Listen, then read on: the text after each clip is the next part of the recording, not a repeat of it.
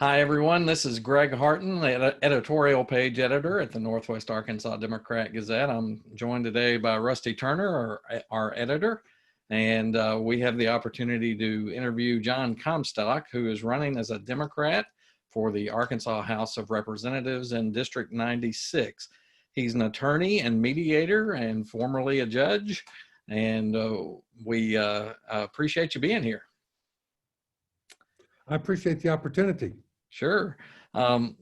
If you don't mind, just to start us off by telling us a little bit about the geographic boundaries of District 96, just so people know where we're talking about.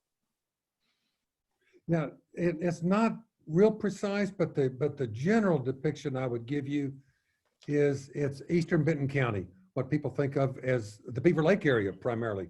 But if you were in downtown Rogers on 2nd Street, and if you took 2nd Street, and it's not literally all the way, but go north to the south to the Washington County line, going up to 71B, part of that way, and then coming back down towards 2nd Street again, and keep going out through Lowell, and going north out US Highway 62, down 2nd Street again towards the Missouri line.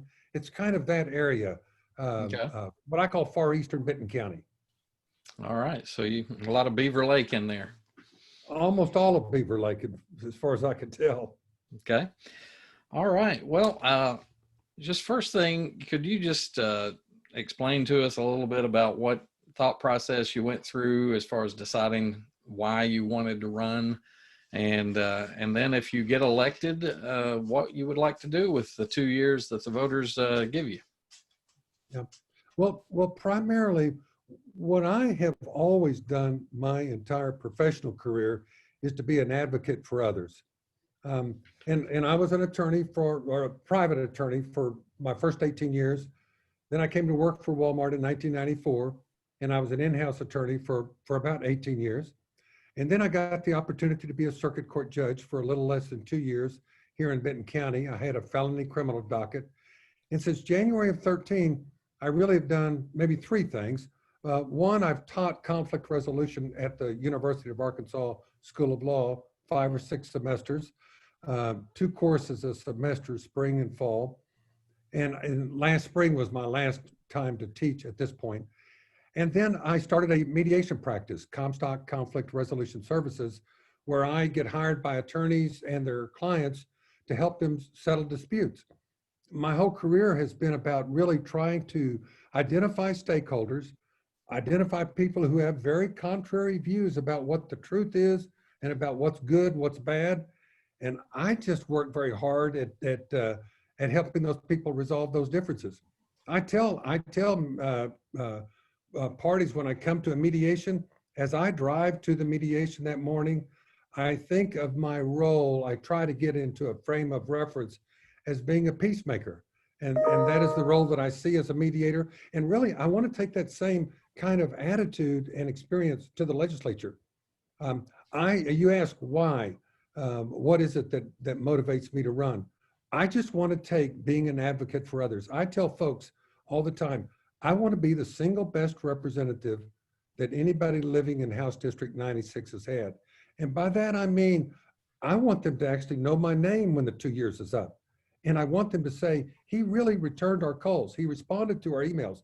He helped us navigate through the bureaucracy of state government, let's say. You know, legislators a lot of times call it constituent services.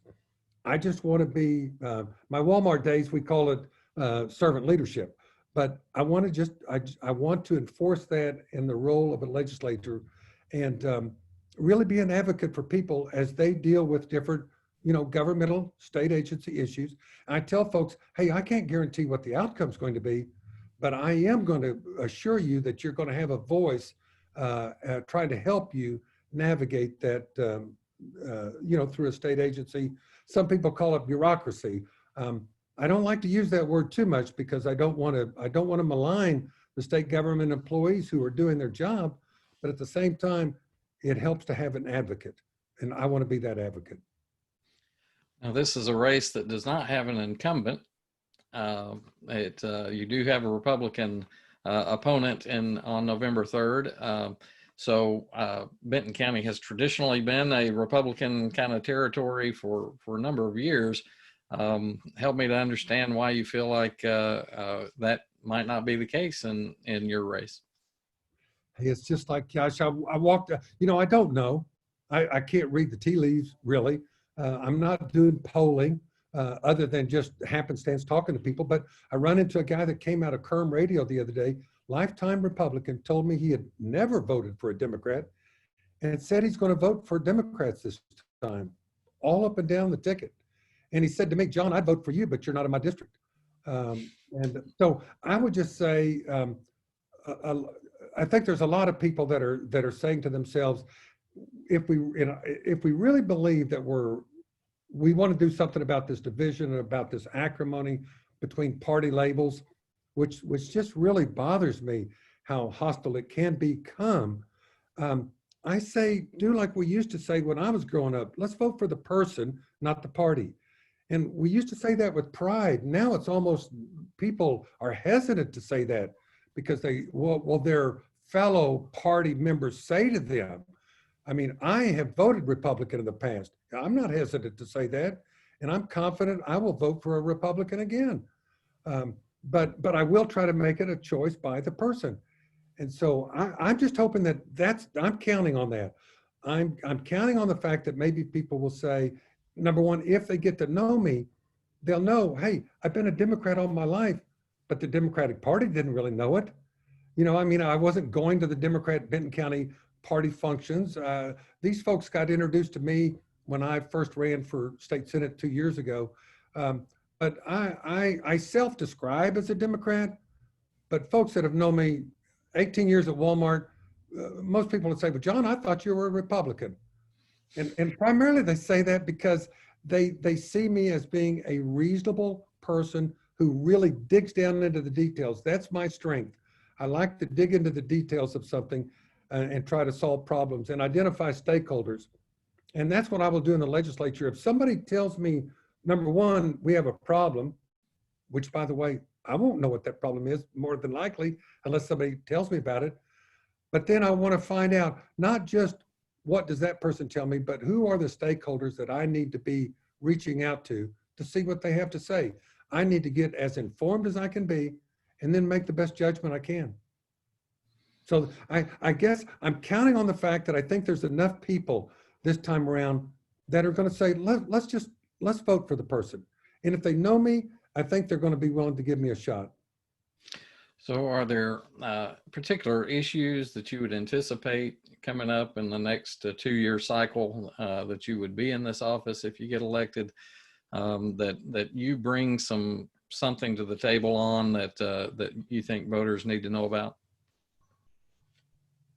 Well, I would say, and I don't want to spend too much time on this because sometimes it's really hard for people to listen to me because I am pretty passionate about criminal justice reform.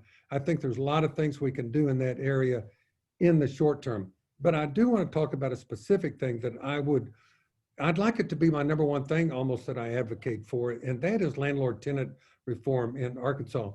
We have about 1/3 to 50% of the folks in Arkansas are tenants, and yet we're the only state in the nation that does not have a requirement of habitability. I was in a home, a rental apartment in Springdale just a couple weeks ago with some folks that there was so much water damage in their apartment that when they open the doors, the bottom 2 or 3 inches of the doors have rotted away. The carpet is saturated constantly with carpet. And the way they avoid it or overcome it is to lay a rug on the floor and then another rug and yet in Arkansas, the law says, tenant, you have to pay the rent. It doesn't matter that the landlord promises to fix things, it doesn't fix them. You're still independently, contractually obligated, and the law says you have to continue to pay that rent. I want to work for helping tenants actually get a fair shake. All right. Judge, tell me a little bit about your evaluation of the state's response to the COVID-19 pandemic. Tell us what you think about how things have gone, and also tell us if you would have liked to have seen things done differently, what are those things? Well, I would just say this, first of all, and I've said this several times, Rusty, I mean, my hat is off to the governor. And do I agree with him on everything he's done? I absolutely do not. I'll tell you some of the disappointments.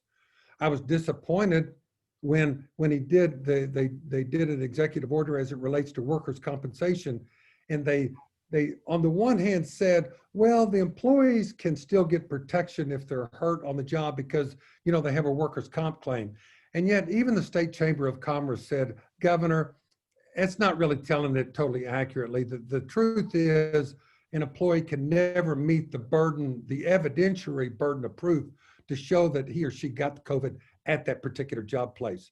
So it really was a disappointment there. But day in and day out, and I've watched this governor and I've listened and watched a lot of his sessions. I think he believes in transparency. I don't think he's handled, let's say, the reporting of the prisoner illnesses for a period of time. I was disappointed that there wasn't more attention given and aggressive action taken to ward that off on the front side. I reached out to the governor's office and to the Pardon and Parole Board, asking the Department of Corrections, what are you doing to facilitate and to make sure that we don't end up with what we have ended up with?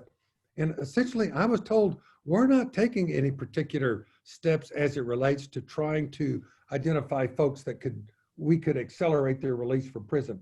They weren't looking at that, and they weren't looking at it for a good period of time. They finally did reassess that. But on balance, I stand with the governor.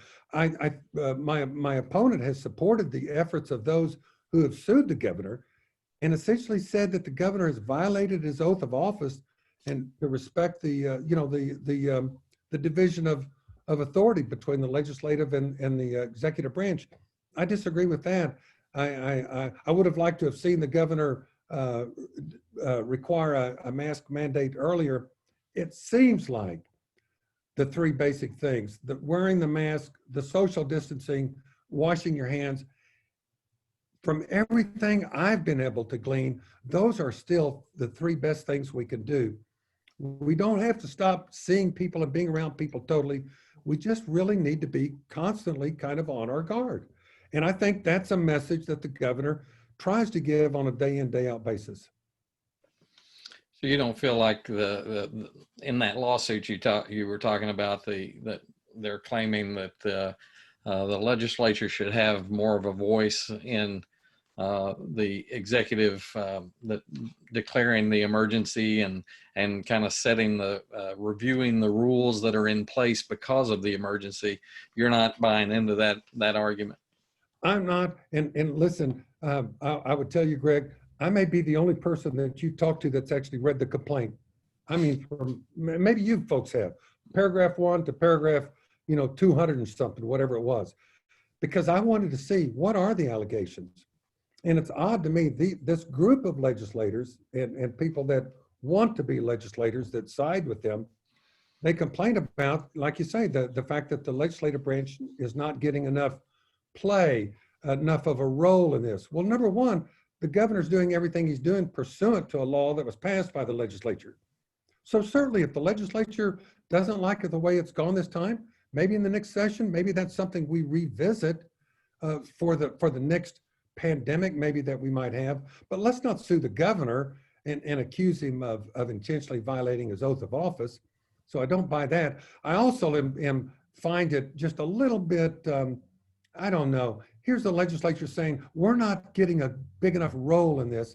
And yet issue 1 on the ballot is all about the fact that the legislature won't step up to their role to make a decision. Hey, we need to raise taxes to pay for improvements to roads and highways. So let's tell our constituents what we need to do, and let's bear the brunt of that vote, and let's vote for a tax increase to help pay for roads and highways for some limited period of time. No, they want to dump it off on issue 1 and put it on the backs of the citizens to vote for a permanent tax. And I know I'm getting a little far afield, I apologize, but the offensive thing, particularly on issue 1, is if you read the ballot title that you and I are going to read when we go vote, nowhere is a citizen told that it's going to be permanent. It's not in there. And yet it is a permanent tax, and all the material that describes it tells us it's a permanent tax. If that had been a citizen initiative, the Arkansas Supreme Court would have kicked it off the ballot just like that. but the legislature, they're not held to any standard. I actually think that's unfortunate. They can actually engage in active deception. And they are in this instance. They decided we cannot put the word permanent in this ballot title or the citizens will not vote for it. Well, you know what? I don't think that's being transparent and it's not being candid. I think it lacks integrity, and I hate to say that. But I have been in situations where I have known when I've tried to persuade a corporate person, let's say, of a particular direction I wanted to go in that I thought was appropriate, I had to and lay both options fully on the and then let me try to persuade that executive of what I thought was the right way. But I had to take my hits either way. And the legislature just doesn't do that. All three of their issues that they've got on the ballot this time are misleading to the public. And they're counting on that. They're counting on the public not studying ahead of time, which is what we should do, obviously. We shouldn't become aware of what a ballot initiative is by going in there and reading that ballot title that day. But a lot of folks don't know that. A lot of folks think that they ought to be able to read what they're voting on and make an informed decision. But honestly, the way they're titled, you can't do that. So, Judge, can I infer by your comments that you're opposed then to issue one in the way it's structured on the ballot that would take that temporary half-cent sales tax and make it permanent for roads and highways? Absolutely. I'm against it. And I'm against it being a built-in cake baked into the Constitution. That's not what the Constitution should be about. I've seen other people say the same thing. I mean, our Constitution ought to be that, you know, set some basic parameters and policy, but to bake in a 0.5% permanent sales tax, which doesn't allow us to actually, what if we have second thoughts about this 5, 10, 15, 20 years down the road? I mean, yes, I'm bothered by the approach, and I'm bothered by the lack of candor with the legislature. So how would you want to tackle as a lawmaker? Well, I'm making an assumption, I guess. It seems to me that most people really don't dispute that the roads and highways need some investment. So I'm assuming that point. But the how would you try to tackle that as a lawmaker? Because I think if that fails in November, that would certainly come up in a session in January. And I hope it does. And I hope it does. And if it does, and if I'm given the opportunity to vote for something that makes sense, that will provide some funding for roads and highways for a period of time, if somebody asks me to vote on something that's permanent, I'm not going to do it because I don't feel like we should tie our hands that way. You know, people always say our budgets control everything and we're supposed to run our state budget like we do a family budget. I am thankful, and we should all be thankful that we do have a balanced budget requirement for the state. So that's good. That probably exerts more discipline on us than anything we could do. And so if we're going to do that, I just say, let's revisit issues. So in this legislature, honestly, the fact is many legislators were not willing to just take that, stand up, put their hand up and vote and tell their constituents, hey, I've just voted for a 5-year or a 10-year tax so that we could finance our roads and highways. They don't want to own up to that. I think to myself, well, then why are you there? I mean, my gosh, if you're going to run for public office and be a legislator, then do the job that you're elected to do. But don't run from the biggest challenge that you've got. And highways and roads are a big part of the challenge of being a legislator. That's and the proof is in the pudding, in the fact that these guys have shoved it off to the citizens because they're not willing to make that call themselves. Now, hey, it's easy for me. I'm not in the legislature, so a person could say, well, John, you sound all huffy and everything when you're on the outside, but once you get on the inside, all of a sudden those pressures are going to be on you. Hey, listen, if you see me do that, then all of a sudden you could say, yeah, he's just like everybody else. But my commitment to people is that's not going to be the case. I'm going to try to, the litmus test that I want to apply to every piece of legislation is, what is the impact on Arkansas families, kids, children? What is the real impact on normal people out here trying to earn a living, primarily wage earners? They don't have the high-powered lobbyists working for them day in and day out. And I think legislators have kind of a responsibility to keep those folks especially in mind. So go ahead here for a minute or so and touch on the other ballot issues. It sounded like you were not keen on issues 2 and 3 either. I mean, and listen, I did an interview with the Chamber of Commerce the other day, and I was telling them, man, I'm sorry, I know you folks support, I think they may support them all. They definitely support, I believe, 1 and 3. And if I could just jump to 3 for a moment, because that just adds insult to injury in my mind. Here we number 1, wanting the citizens to vote on issue 1, impose a permanent tax. And at the same time, issue 3 is going to hamstring the citizens' ability to ever come back and have a second thought about it, because issue 3 is all about making it harder to have a citizen-initiated law. Now, yes, they're imposing a couple little obstacles even for the legislature, but not much. Most of the obstacles that they're coming up with are going to be for citizen-led acts. And what's so offensive about that? How many citizen issues are we going to vote on in November 3rd? None. And yet there's 3 or 4 that got the signatures, that did all that work and got things submitted to the Secretary of State, but they've been kicked off the ballot for one reason or another because of already the obstacles and the legal hurdles that we put in their place. They've just tripled it. They've quadrupled it. They basically have assured guys that I just wonder whether we will ever see a successful citizen initiative again. And that's not hyperbole, because we already know we're not seeing any this time. And it's all these technical rules that have to be met, that people have to cross those T's and dot those I's, that the legislature is totally shielded from. It's like they can just, anyway, bottom line is, I don't like it for the reason that it's the one opportunity we get in this state to pass citizen-initiated laws, and they want to even make it harder when it's already extremely difficult. That to me, I don't know what the motivation is of the legislature, but it's like the 1-2 punch. You're going to first pass this permanent tax, and at the same time, you have the gall to ask me to put handcuffs on myself and not be able to have second thoughts about that in the future. It just seems to me like it was combined together. And the chamber does tell me they support both of them, which I think is unfortunate. Judge, I think one of the arguments in favor of issue 3 is that it would hamper the ability of what's been termed out-of-state interest groups to come into Arkansas to place something on the ballot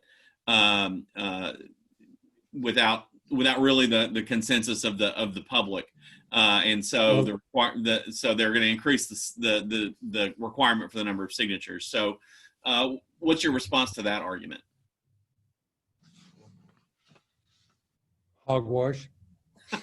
I'm not kidding you. That it sounds reasonable when you hear it explained. It sounds like it could be reasonable. It's not the truth. I mean, if you want to know the truth, look at who's financing issue 1. Yeah, there's a bunch of Arkansas money in issue 1, but they're taking a whole bunch of out-of-state money for issue 1 as well. I mean, they are wanting to benefit for the very same thing. If they were being genuine, they would actually turn down that out-of-state money and just want to rely on in-state. You know, saying hogwash is being a little bit flippant. Okay, I recognize that. I would say that on balance, they don't like medical marijuana. Well, I hate to tell you, but that was very popular among us across the state. They don't like the minimum wage increase. That also was very popular. Both of those passed in Benton County. Both of those passed in House District 96. I don't know what else they might be talking about. You know, a term or back, they did something as it related to term limits. And by the way, I didn't make a comment on issue 2, if I could do that. Yeah, go ahead. Well, just to say again, you know why we have issue 2? We have issue 2 because the legislature got outsmarted. I got online and watched the debates, at least part of the debates. So I didn't obviously hear it all. But essentially, they were persuaded that citizen-initiated acts were going to come forward and that there was going to be another effort to really impose some genuine term limits, like we had before Senator John Woods did his number on us with the ethics bill, you know, 2 or 3 years, a term or two before. So they saw it coming. And in the legislature, they actually said, hey, listen, if we don't want this to happen to us, we've got to come up with our own our own issue so that we can give the citizens a so-called choice. And we can get the chamber and everybody behind us, and we can make it easier, more palatable for the folks to say, well, I'll vote for term limits, but I think I'll stick with the legislative initiated referral. As it turns out, the citizens did not get their act together, so there is no citizen referral. So now all we've got is number 2. And issue number 2, what's it going to do? Right now, we have a 16 lifetime limit on terms. It won't be any 16-year lifetime limit. In fact, a person could do 12 years, then take a break for 4, another 12, take a break for 4, serve another 12. I mean, they can get 36, 48 years. I mean, they've blown the 16-year lifetime limit out of the water on issue 2. And that is not consistent with the path that Arkansas citizens have voted. I don't remember the exact, I've looked at it before, but if you look at over the years, Arkansas happens to be one of those states that seems to support real term limits. Legislature still doesn't like it. And this is just issue 2. It's surreptitious. It's like I say, they're stuck with it now. They wish they didn't have issue 2 on the ballot. Really, they wish they would have just left lifetime 16 years alone, because now they're muddying the water a little bit. But bottom line is, I would just encourage people to, it's an individual choice. I get that. The legislature referred to, but I'm voting no. Right. You had mentioned criminal justice reform, and I know that's near and dear to your heart. But around the same time that we've been dealing with COVID-19, we've been seeing a lot of upheaval in the country with demonstrations about law enforcement and race relations, if you want to call it that. What is the role that the state legislature and you as a legislator needs to take when it comes to dealing with some of the issues that have really been exposed over the last several months? Yeah, boy, that is a tough one. Greg, there's a lot of things. I would say this, I think the first order of business is, what are we doing as individuals to try to become informed about what is happening in our country, what is actually the truth about some of these issues? I think we have to become informed. I read all the time. I'm usually reading 2, 3, 4 books at a time, at any given time. And one of them are books by Martin Luther King Jr. or rereading his speeches. And I remember I commented on somebody, listen, violence is not the answer. So the folks that are protesting and evolve to violence, that's not the answer. And somehow or another, the people that are advocating for change need to work harder at training people how to do civil disobedience, if you want to call it that, or protesting, how to do that without violence. That's what Dr. King was all about. But he made an observation. You might remember that famous letter he wrote from the Birmingham jail. And he said to all the folks that were criticizing him, number one, for coming from out of state, because sometimes that's always the bad person, the person who comes from out of state. Well, human rights are human rights, and they don't transcend and they don't stop and begin at borders. So if something's happening in my area that's not right, the fact that somebody else comes from the outside and points it out, that's not a bad thing. That's a healthy thing. And sometimes the reason they're doing it is because the people that live in the community find it hard, because we get along with each other. I get along with the sheriff. I get along with the chief of police. Maybe it's a little harder for me to say what needs to be said as opposed to somebody who could come in from the outside. So one, I'd say, let's not demonize everybody who comes from the outside. But also I would say, let's also absolutely respect the police officers. We have to respect their role. I think we have to raise their role up. I'll tell you one thing I want to do in the legislature. I want to figure out if there's a legislative route to figure out how they get paid more and how their training level is increased. how they get more training to prepare them to deal with stuff like this.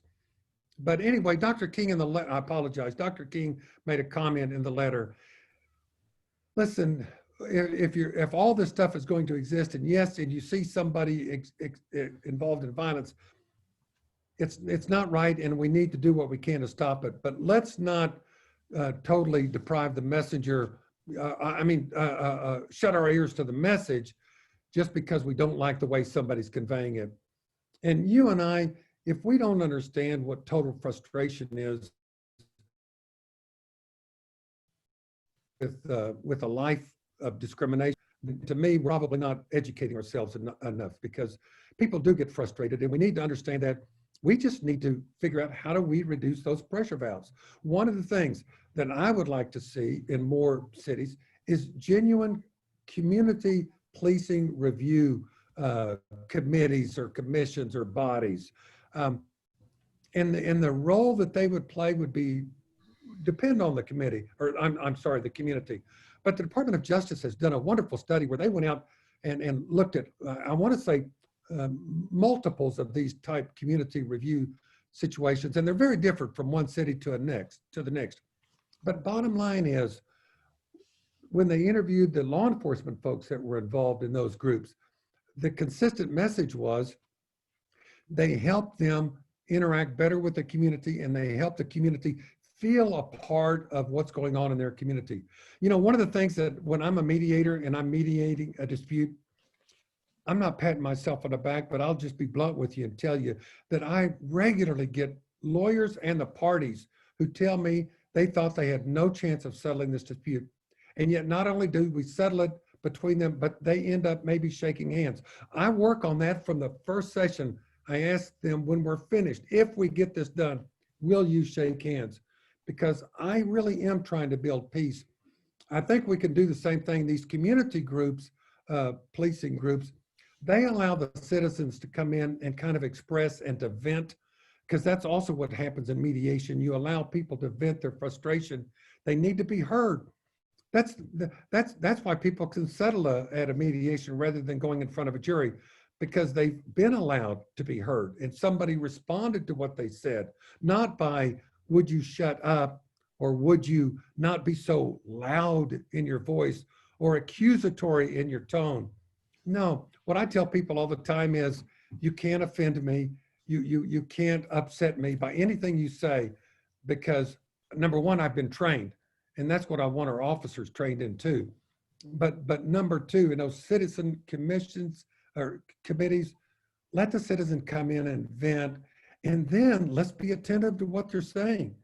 And you and I are going to hear things that need to be followed up on, and then have a process to follow up on them. I just think it would be a wonderful way for us to get reconnected with law enforcement. Before I came to Arkansas in 1984, for 10 plus years, I was the attorney who represented police officers in almost every small town in northeastern Oklahoma.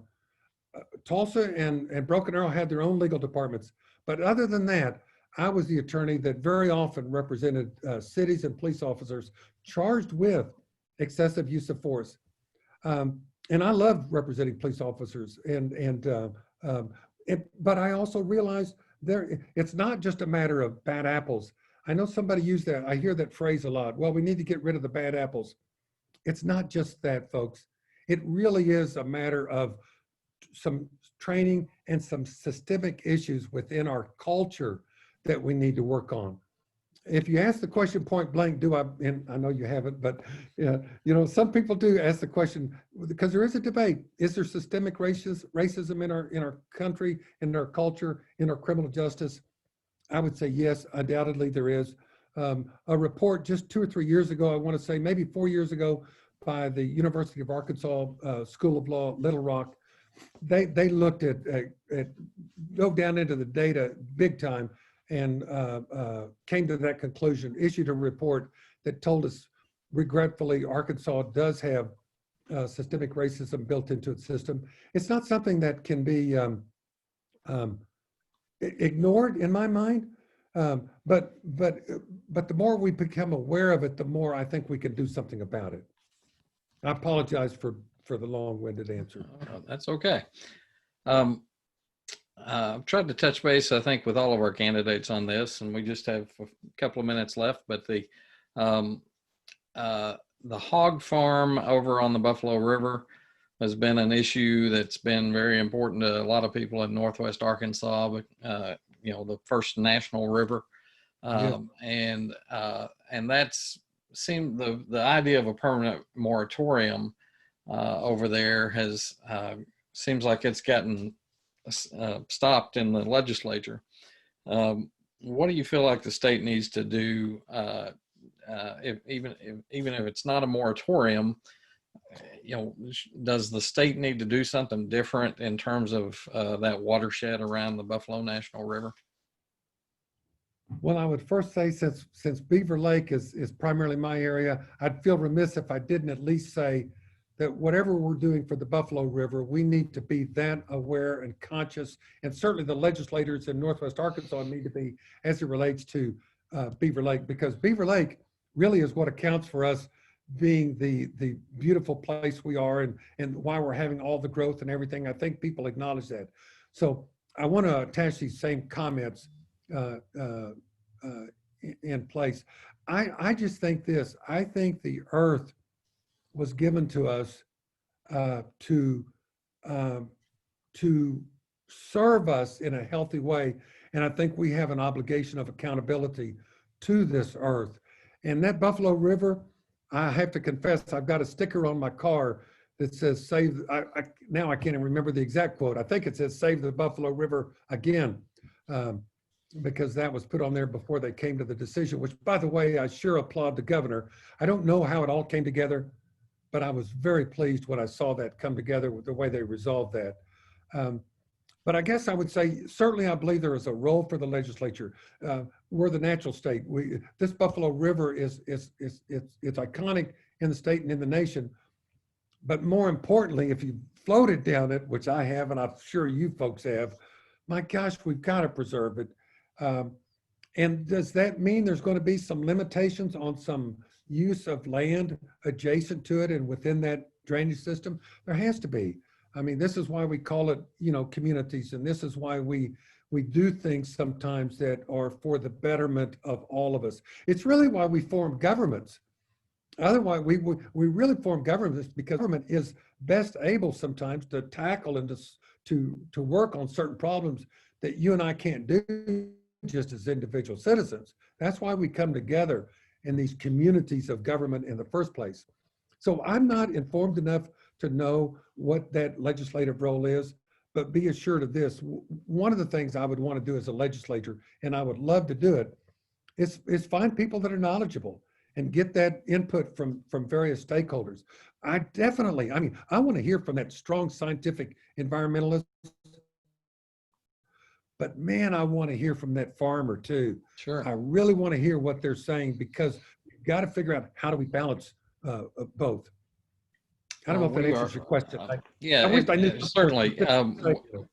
We've the clock says we've run out of time. I did want to offer you the opportunity, if there's some issue or some matter that you felt very important to get out there that we haven't asked about. Now's your chance. Well, gosh, that's an opportunity. I should have seen this one coming, and I kind of messed up by not doing it. I would just say that as a general rule, and this is hard to get into a little snippet, but folks, we in Arkansas over incarcerate. We send too many people to prison, and we send them there too long. And if you'll give me the opportunity to explain that to you in a different session, I certainly would. But so I don't want you to just take my word for it. But we need to do better. We can save our state so much money by not over incarcerating, and we can have healthier citizens and healthier families and communities by not over incarcerating. And but it's a complex path to navigate. But if anybody would call me, 479-659-1767, or go to joncomstockforarkansas.com. Call me. I would love to engage you on that conversation.